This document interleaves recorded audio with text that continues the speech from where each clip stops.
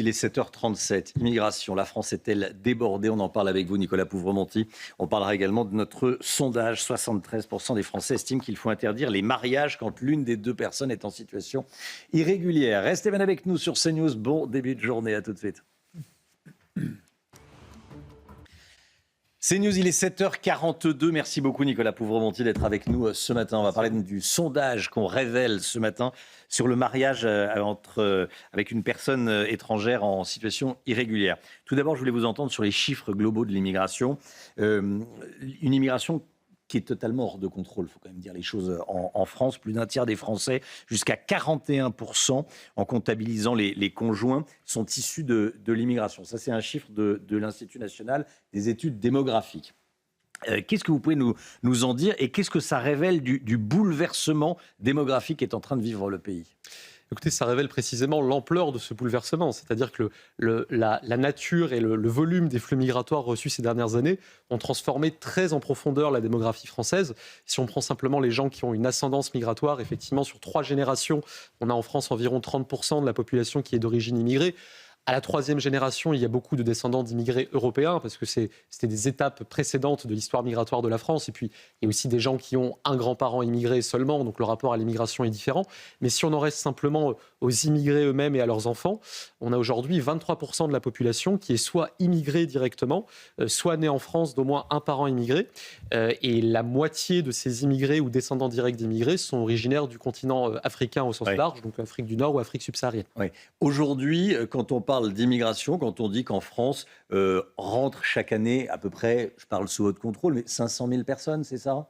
Oui, alors c'est très difficile d'avoir le chiffre exact. On peut estimer que ces dernières années, c'est entre 400 000 et 500 000 personnes. Entre 400 000 et 500 000. Qui arrivent majoritairement d'où ? Alors, qui arrivent majoritairement du continent africain, avec une forte poussée ces dernières années de l'immigration d'Afrique subsaharienne. L'immigration maghrébine a aussi augmenté, mais de manière moins forte. Un reflux très net de l'immigration européenne, et puis aussi l'émergence de nouvelles diasporas qu'on n'avait pas dans l'immigration en France jusqu'à présent. On a beaucoup parlé des Afghans ces derniers mois. Le nombre d'immigrés qui viennent d'Asie du Sud a aussi doublé en France en l'espace de 20 ans. Donc l'Asie du Sud, c'est le Pakistan, c'est le Bangladesh.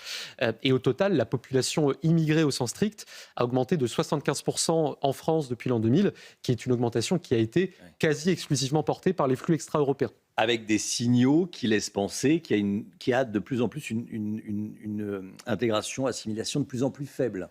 Oui, alors c'est effectivement l'un des enseignements de cette étude. C'est-à-dire qu'on nous explique que les descendants d'immigrés européens sont les derniers à s'inscrire dans une démarche assimilationniste classique. C'est la formule de l'étude. Dans les autres deuxième génération, on a souvent des phénomènes d'hybridation, donc un attachement à la France qui existe et qui est souvent majoritaire, qui se mêle aussi avec un attachement maintenu au pays d'origine des parents. Mais au-delà de ces éléments déclaratifs, subjectifs, qui ont évidemment leur importance, les éléments les plus tangibles, concrets d'intégration ont de quoi interroger. L'exemple type, c'est l'intégration dans l'emploi. Sur certaines immigrations, je pense à l'immigration maghrébine, le taux de chômage des descendants d'immigrés est plus élevé que celui des immigrés eux-mêmes, qui est lui-même le double de celui des Français sans ascendance migratoire. Et donc ça montre que ces questions d'intégration ne se résolvent pas. Mais alors, la difficulté, c'est que ça ne s'explique pas entièrement. Le ministère... Vraiment ou on a une idée ? Le ministère du Travail lui-même dit que même quand on prend en compte les facteurs comme l'âge, parce qu'on est plus souvent au chômage quand on est jeune, le niveau de diplôme, la moitié de l'écart du taux de chômage reste inexpliqué pour ces descendants d'immigrés. Donc il y a des enjeux qui ont trait... Il n'y a même pas de piste. Il y a sans doute aussi la question plus globale du bien-être ou de l'harmonie dans la société d'accueil. C'est-à-dire qu'il y a dans une part de ces immigrations et à la deuxième génération des sentiments de rejet qui peuvent exister envers les institutions de la société d'accueil, sentiments qui ne sont pas forcément majoritaires, mais qui expliquent aussi une démarche d'intégration plus lente, voire assez heurtée. Sondage CSA pour CNews, Europe 1 et le JDD qu'on vous révèle ce matin. On en parle depuis 6 heures ce matin. On va le regarder ensemble. 73% des Français estiment qu'il faut interdire le mariage avec un étranger en situation irrégulière. 44% même des gens qui votent à gauche, très largement majoritaire dans le vote à droite.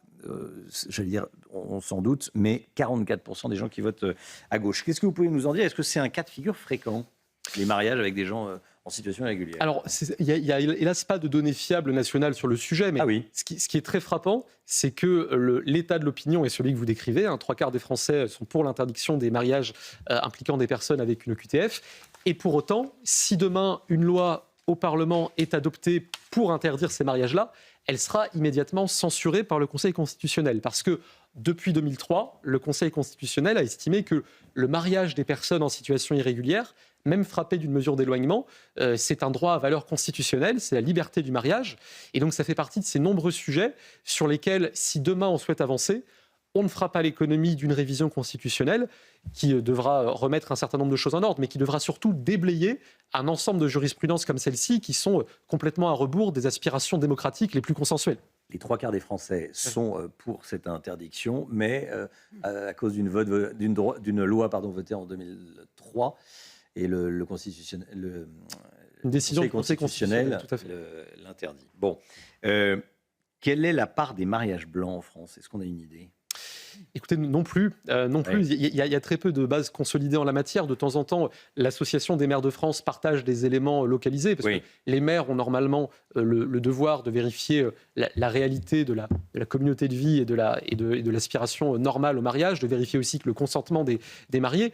Ce qu'on sait néanmoins, c'est qu'aujourd'hui, l'immigration familiale, la délivrance des premiers titres de séjour pour motif familial, c'est environ un quart des nouveaux titres de séjour qu'on accorde chaque année, avec notamment une part importante de titres dits conjoints de Français, donc des personnes étrangères qui épousent des personnes de nationalité française, qui sont souvent binationales ou françaises d'origine étrangère et qui épousent un conjoint originaire du même pays d'origine que leurs parents.